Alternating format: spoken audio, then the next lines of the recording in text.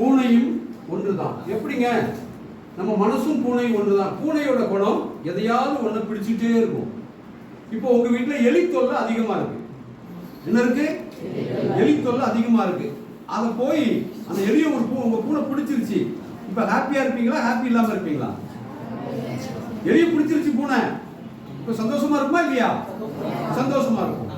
இதே நீங்க வளர்த்த கிளியை பிடிச்சி கடிச்சு போட்டுருச்சு, ஐயோ அப்படின்னு டென்ஷன் ஆயிருக்கும். அப்படிதானே? சரி, தெருவில் ஒரு தவளை கிடக்குது, அதை பிடிச்சு கொண்டு கடிச்சு உள்ள போட்டுருச்சு.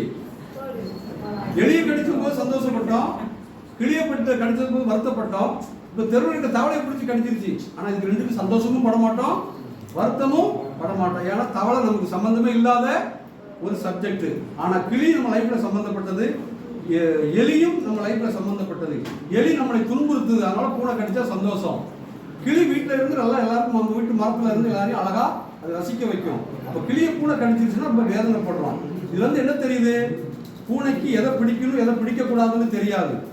ஆனால் பூனையோட குணம் எதையாவது ஒன்றை பிடித்துக் கொண்டிருப்பதுதான் பூனையோட குணம். அதே போன்றுதான் மனசும் எதையாவது ஒன்றை பிடிச்சுக்கிட்டே இருக்கும்.